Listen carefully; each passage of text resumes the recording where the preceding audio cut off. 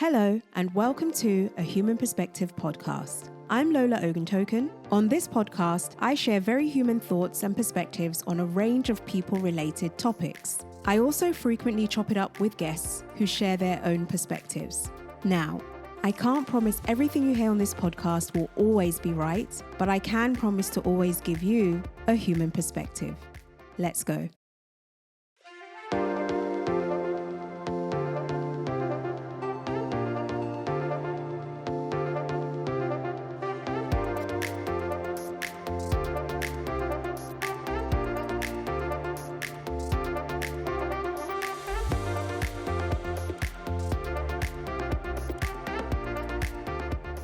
On today's episode, we have Martin Pannier. Martin is the founder of Primo, the first all-in-one platform for modern companies that helps small and medium businesses manage their software, devices, people, and security as they scale. The company has doubled in size in a year and will double again this year. I wanted to talk to Martin because of his background in product. He's held positions such as Group Product Manager at Gusto and VP of Product Management at iziwork. Martin has been in the product space for well over a decade, and I thought he would be the perfect person to have a conversation with about, well, product. Martin, thank you so much for joining me today. Welcome to the podcast. Happy to be here. Thanks for having me. Pleasure. Can you introduce yourself to the audience? My name is Martin. I'm from Paris, France, but spent about a third of my life in the US. I'm a Sagittarius, husband, dad of one. I'm a runner who also enjoys climbing and surfing. I went to school in Paris, majored in environmental engineering, and my family was pretty work conservative. My dad is a civil servant. My mom is a doctor. So naturally, I went to work in consulting after school. It ended up being that I was a terrible consultant, and I was pretty fortunate that one of the partners sat me down after 6 months over lunch and told me, look, this is not what you want to be doing. And it was actually a really nice experience for me because it was not what I wanted to be doing. That's how I got into startups and into product management specifically. Over the years, I've been fortunate to hold product roles at a number of startups, all early stage, which has been a really interesting experience to see that over time and in different environments. So including Gusto, which you mentioned, of course, and iziwork, where we grew from 10 to 350 people in 3 years. 18 months ago, I quit iziwork and started my entrepreneurship journey and started Primo. And with Primo, what we wanted to build this all-in-one IT platform for accidental IT managers, like founders, HR people, office managers. When you really think about it, IT is the core of any modern company. It's not an afterthought. It's all the systems, the devices that we use. We couldn't work without them. Exactly. And yeah, we just want to help make that easier and better for these accidental or moonlighting IT people. I think that's a brilliant concept and definitely needed. So one of the key things or the core things I wanted us to discuss today is the concept of product. I've worked in and with a range of large and small businesses, and I found particularly with startup organizations or scaling organizations, product doesn't seem to look the same each time. And it really feels like one of those spaces where you can genuinely work in one company and product is one thing, and you go to another organization and it's something entirely different, the way that it works within the business. And I feel it's one of those departments that is easily misunderstood. And the reason why I wanted to speak to you is because you've got such a heavy background in product and you actually started your career in product very early on. So I first want to know, from your perspective, what is product? I think you really put it brilliantly. Product looks very differently from company to company. Yeah. I think one of the reasons is that product in and of itself is something that is always present at a company. Product is just the definition of what we should build for our customers. The act of building it, really, and putting it in the hand of customers and seeing what happens. And so in any company that sells either a product or even a service, that job is done by someone. So I think product can be a function. So I think that's the easy part. The product function, product managers, product analysts, designers. It's a team that works with go-to-market, works with engineering, works with company leadership. It's a connective tissue in a way, or a bridge between all these functions, trying to make sure that we have company alignment around what we're trying to do, both in the short term and in the medium term, and then actually chaperone the execution of it. I think that's the first way to think about what product is. I think a second way is just to think of it as a set of skills and a set of responsibilities. And I think that gets a bit more generic, where, to be honest, it could apply to solopreneurs as well. They're their own product function, right? Because they think Very about true. what is my value proposition? What do I need to do to bring it to market? It could be broken down into a number of skills that go from market understanding to customer development to product development itself, either directly or in collaboration with others. So I think the skills there run a very, very wide gamut just because of the central position that product has in a company. Yeah. The third way to see it is product as a culture. And product as a culture is really about customer centricity. The best product companies that I've worked at always put the customer front and center. Too many people equate customer centricity with cool, sexy, well-designed products, but customer centricity is not about that. It's about providing the best overall product from design to price to how it's delivered for the customers. Long-term vision is the second one, having a very clear idea of where you're going. People in startups say North Star, something that can always guide you. I like the metaphor of a shining light on a hill. Sometimes you can be in the forest at the foot of the hill and you lose sight of it, and that's okay. But not for too long. And the third is an understanding of uncertainty, an embrace of uncertainty. Your customer expectations are changing all the time. The market is changing. Our capacities are changing. The best laid plans rarely last for a quarter. And so embracing that uncertainty in terms of the value that we're going to deliver, how long it's going to take, what we're going to do, why is it useful, is a very key part of product culture. That's very interesting. Even from your description, it sounds like product somewhat spans across different departments.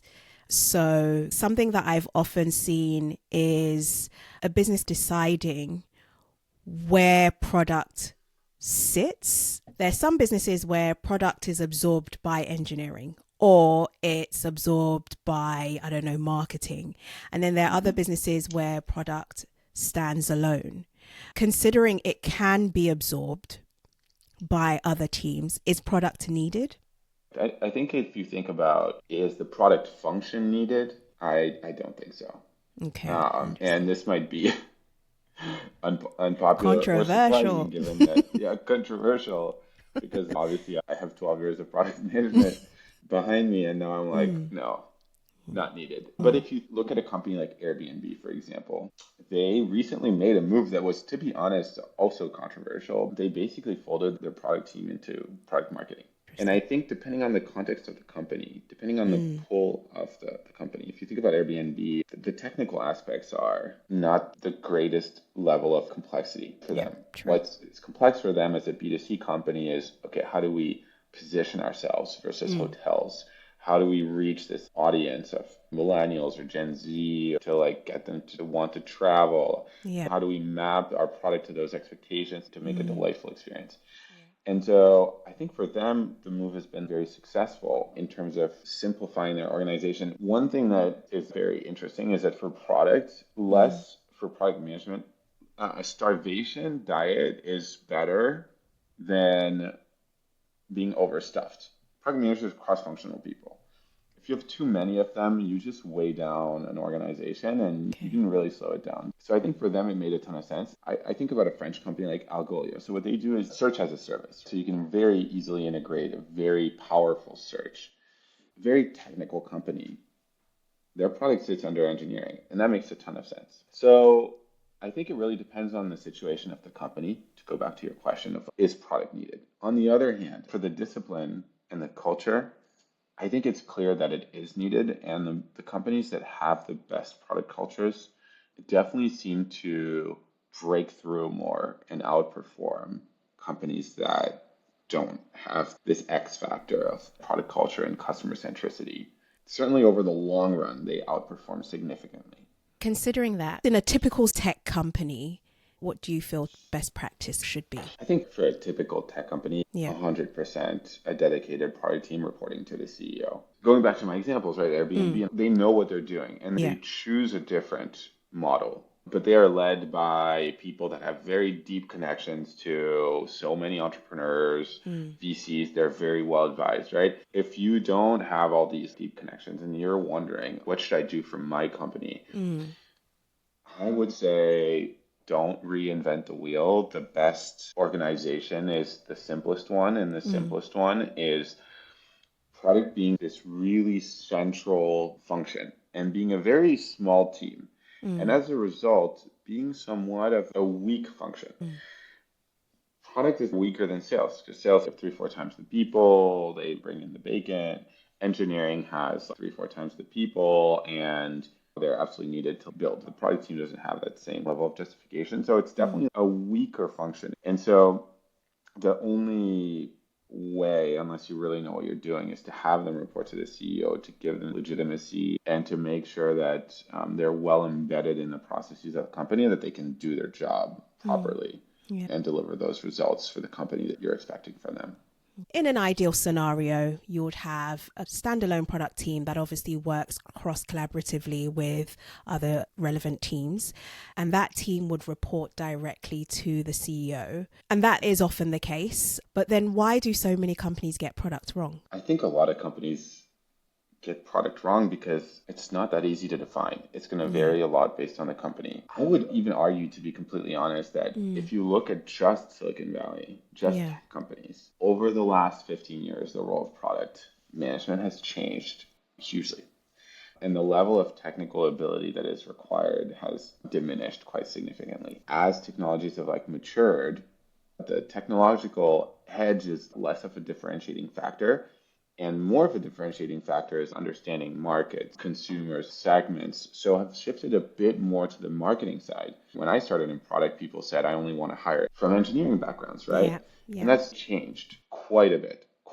And in fact, some people now say, I actually want to hire product managers from more marketing or humanities backgrounds because they have more of a feel for the softer feel.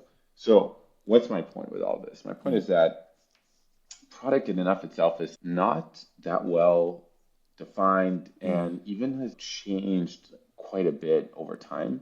And so I think that that's a big contributor. If you come from an engineering background, you don't understand all the aspects of go-to-market that product has to bring. If you're from the go-to-market background, you don't understand all the technical constraints that product has to deal with. And so product is like sitting in the middle.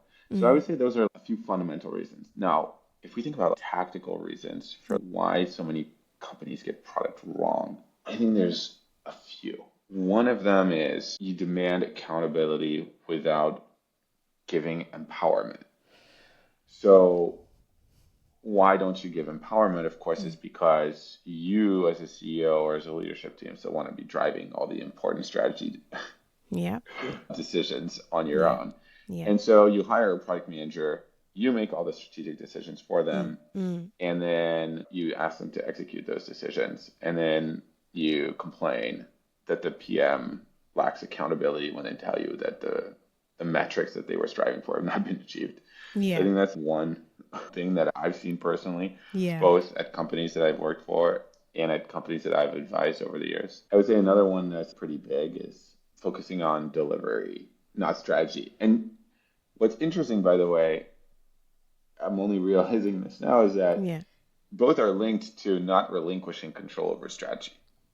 Once you say, okay, I'm going to hire this strategic role, but I'm going to dictate everything to them in terms of what our strategy is, then I think that's a very easy way to get product wrong. And people focus so much on, oh, I'm going to be product driven, I'm going to hire a product manager. But actually, the way to become product driven is first to work on your culture, make sure you have the skills and roles and responsibilities set out, and then hire a product manager, because the people having those responsibilities, it's just too much for them in their day-to-day, and you need to centralize.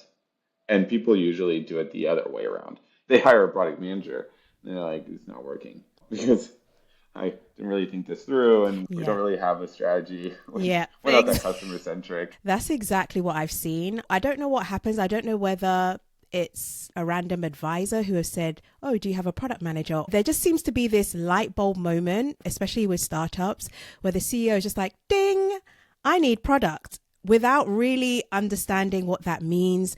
What do you hope the outcome will be? It just Yeah. feels like this feels like something we should be doing now. And then you start interviewing for someone without fully understanding what you need. And then, like you said, the end result is, oh, this isn't what we wanted, but you didn't know what you wanted in the first place. Often there isn't that accountability taken on the founder's side. You just see the same thing happen again and again. We need this person to solve this problem without really understanding, okay, but what's really the root of the problem, and what impact do we really think this is going to have? What is the ROI? Because quite often, especially when you're hiring a senior person and at a strategic level, it's a huge investment for a startup company.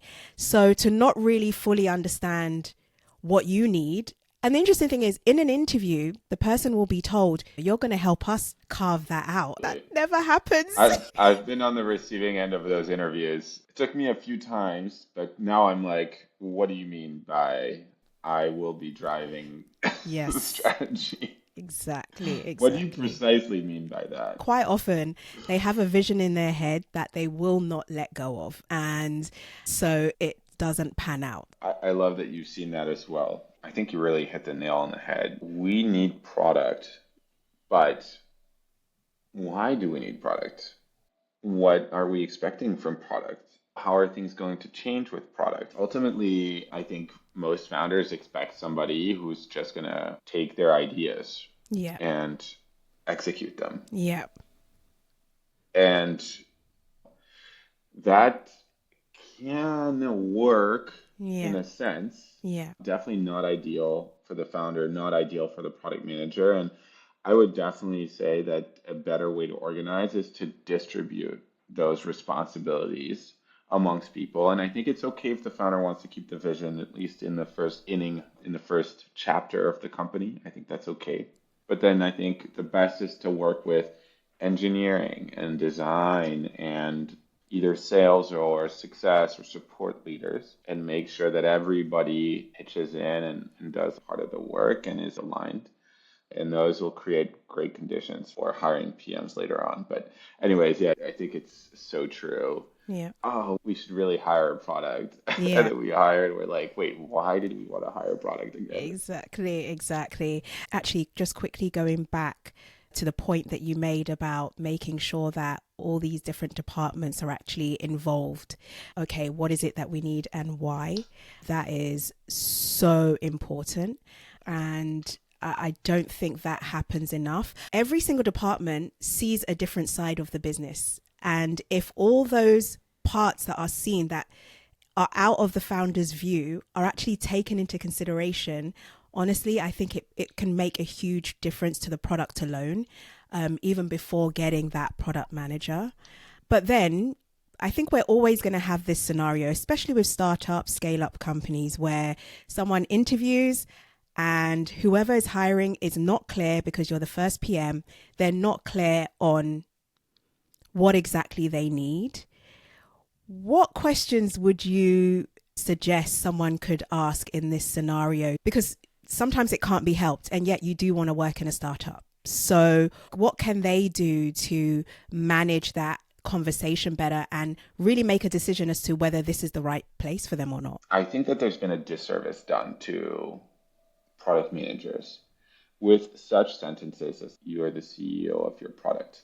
Mm, And I have seen too many junior and mid-level product people come in and insist so much on owning strategy.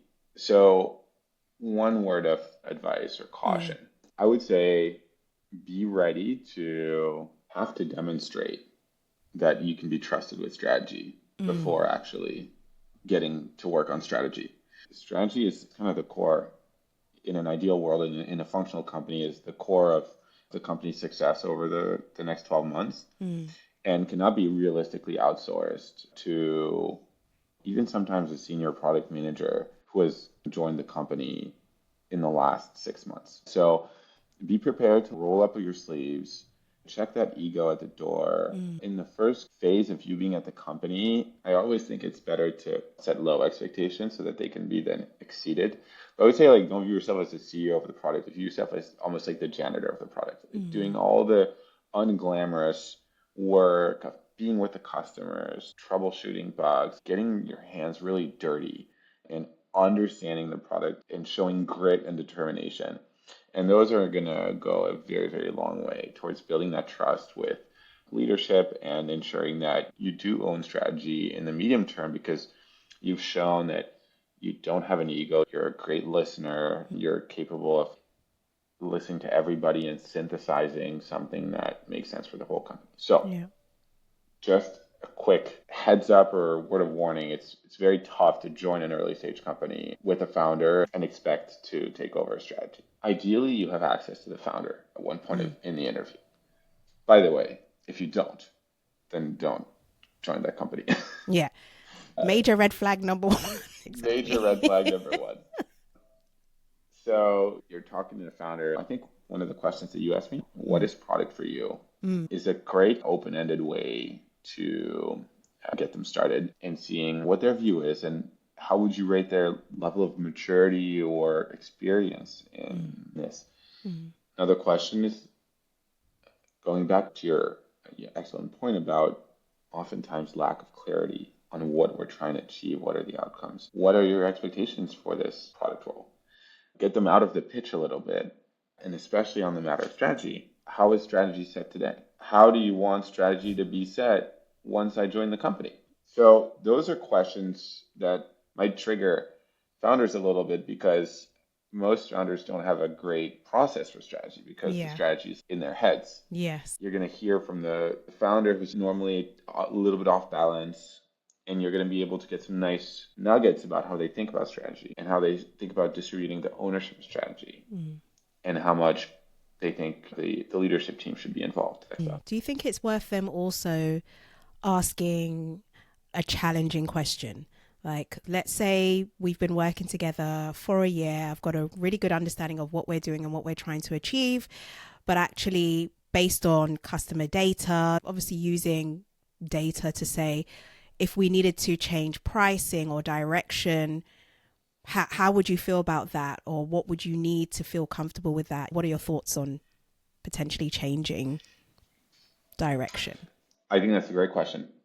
Hypothetically, you could absolutely ask that question, like, say, we have this strategy and we do a lot of data analysis work in collaboration with you. Of course, it shows us that we're not necessarily going after the right segment. We have to like change our approach quite a bit, or the segment that's resonating the most is not the segment of the heart of the founder, the one that they would really like to pursue, and see how they respond. And hopefully you land on a founder that's not going to just tell you, oh, I would absolutely change direction in a heartbeat. I think a healthy level of paranoia is going to always be good when interviewing about product, just because the topic is so sensitive that there's a strong incentive for founders to tell you what you want to hear, but think something else or act differently in practice. And then when you join, regardless of what was said in the interview, and I cannot emphasize this enough, patience, humility, and grit, because it is a high trust, very, very high trust position. I think if you have an amazing track record, you start with a great level of trust, and that's amazing. Many, many times, even with a good track record, you're going to have to build that trust over time before the founders will effectively hand you over the reins of process and strategy. Yeah.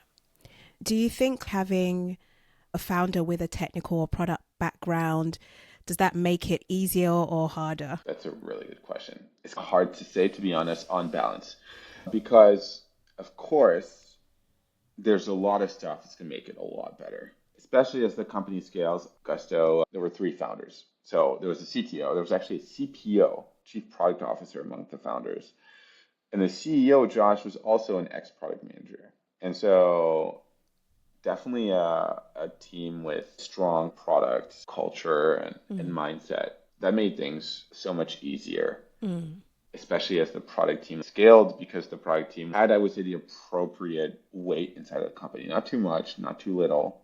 And so it was really helpful to have Josh and Tomer have these product backgrounds. Of course, the flip side is that you can have a product founder that essentially views their role more as like a CPO than CEO, that will be less involved with all the other aspects of making sure all the teams work well together, that we have a coherent financial strategy as well, and will instead focus so much on the product. And there are so many stories, founders like those that are very micromanagey of product, and it can be very frustrating to work with as a product manager.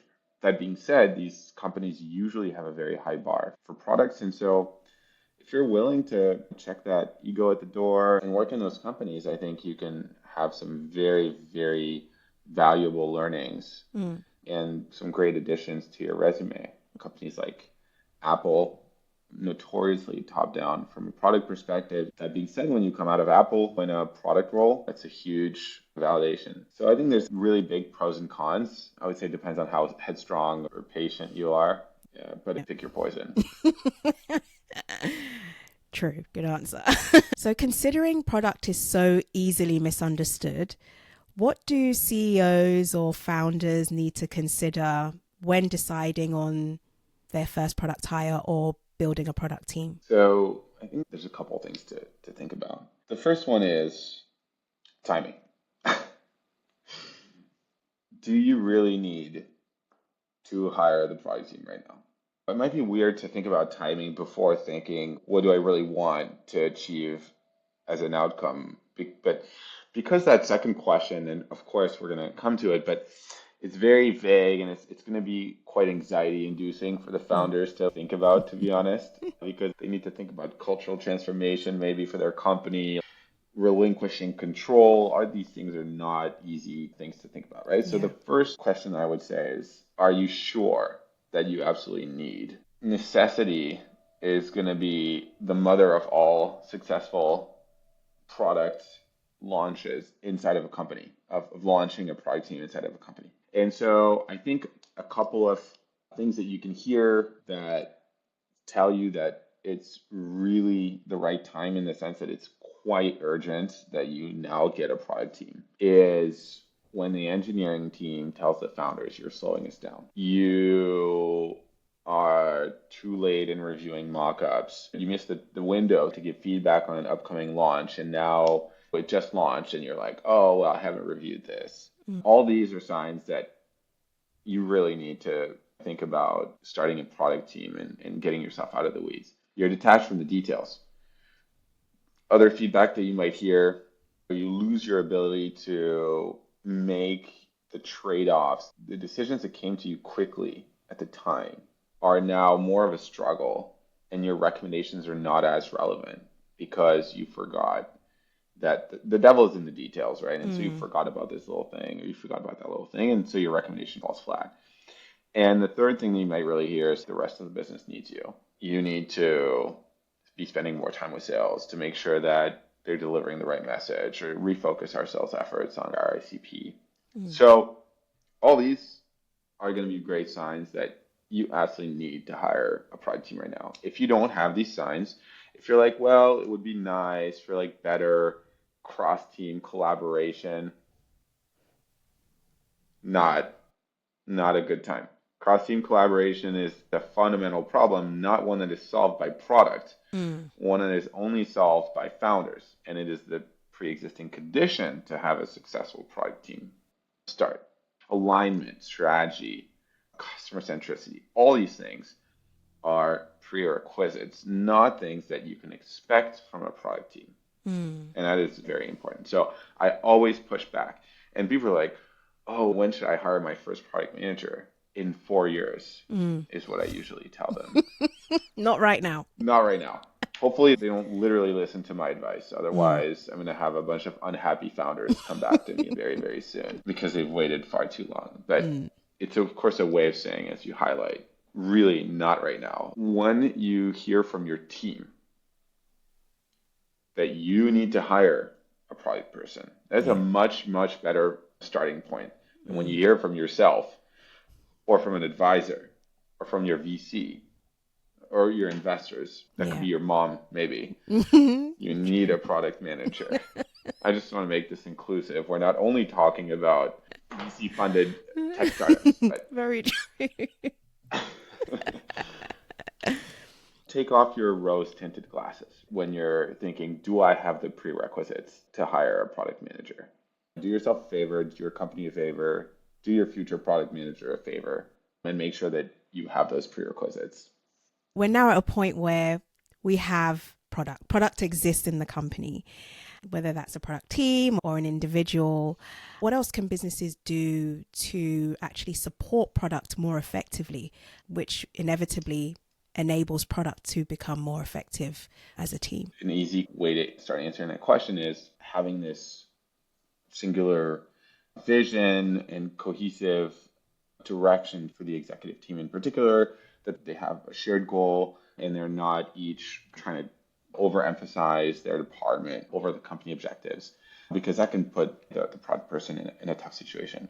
Number two is empowering the product team to say no based on our strategy. Use strategy as the first gate. If it's aligned with strategy, then maybe we can consider talking about it. If it's not aligned, let's not. Is it going to move the needle by more than 10%? If not, why are we talking about it? So I think really that empowerment of saying no is a key thing that I've seen. How much essentially institutional power, cultural power do you give product? Because again, product is a weak function. It doesn't sit the highest on the pedestal. And so the CEO, the founders need to counteract that by essentially giving more weight to the product team than they naturally have. And one great way is to empower them to say no. So I would say those are like two things that can make a product a lot more effective. And if I can add a third one, just a quick bonus, not the easiest one to do, but I think having a strategic dialogue with the engineering team as well. In terms of strategy, an engineering team is usually downstream Yeah. of relevant decisions.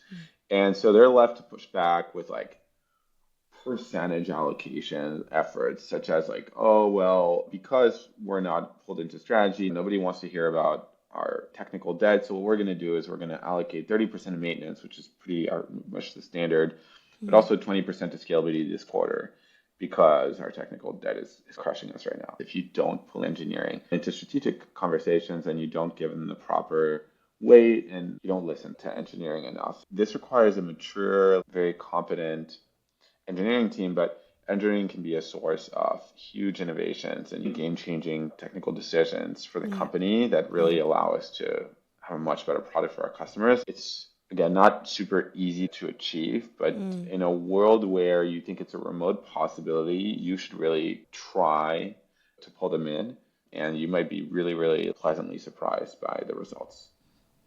100% agree. Absolutely.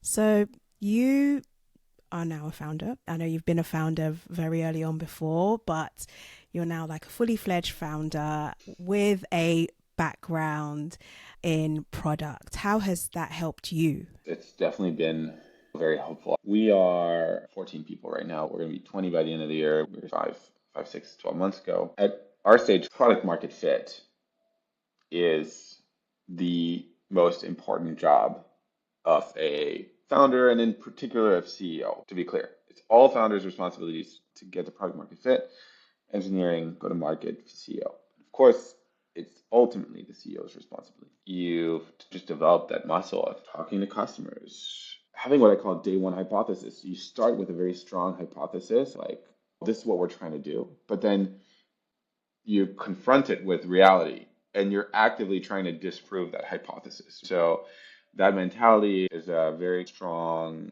muscle that you develop from years of being a product manager. I think it might be a blessing and a curse in the sense that, of course, I think it's going to be hard for me to let go of product, going back to literally all of our conversations leading up to now, right? Yeah.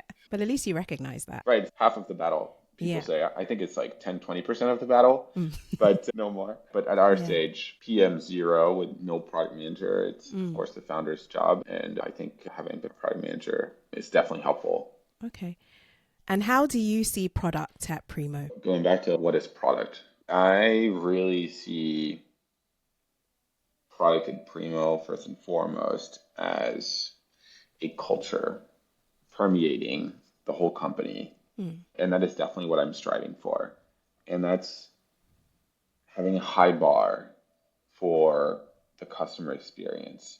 And not just with our product, because the sales experience, the onboarding experience, the support experience, the renewal experience, they all are as much part of our overall customer experience as our platform. This is why it's so important for me. We're almost trying to build a feeling for our customers that they associate with Primo. Ease of use, relief, peace of mind.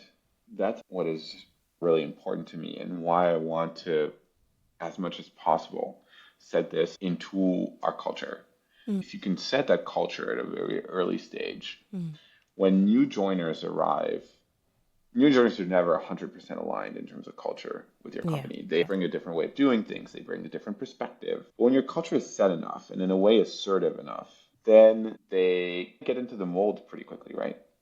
If your Yeah. culture is not assertive enough from that perspective, Yeah. you already have a bit of a chorus of voices saying, oh, Mm. we could do it like this, we could do it like this. So that's what I'm trying to avoid, because what I really want ideally is that all of our energy is spent building this amazing feeling for our customers Mm. from our early interactions to our product.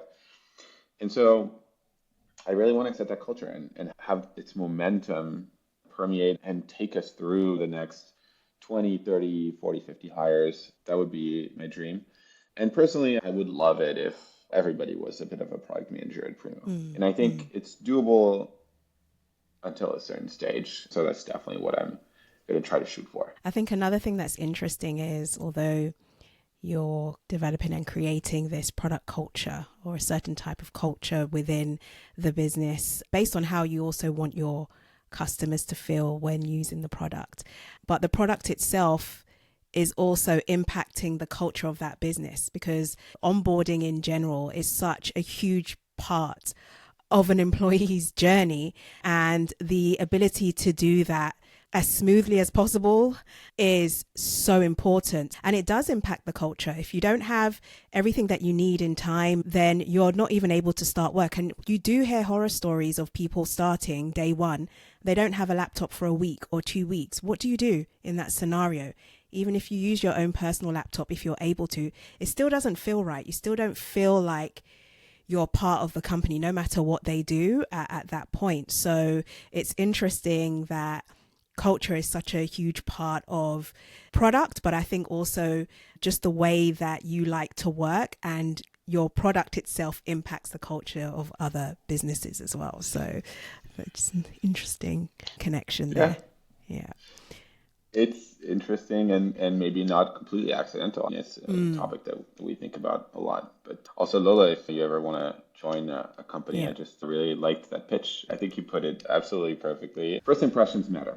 If you want to project a culture of we have our stuff together, the onboarding needs to be flawless. We definitely want to help companies with that. By the way, offboarding is not as commonly talked about for culture, Oh, but also good very, very point. important. Not so much for the person that leaves, although of course for them you want them to have as good an experience as possible, but Yeah. how you treat people that leave is something that other employees will absolutely look at and Yeah. remember. Yeah. People focus a lot on the onboarding, offboarding, very, very key thing to try to get right if Yeah. possible. What type of businesses do you feel will benefit from your product the most?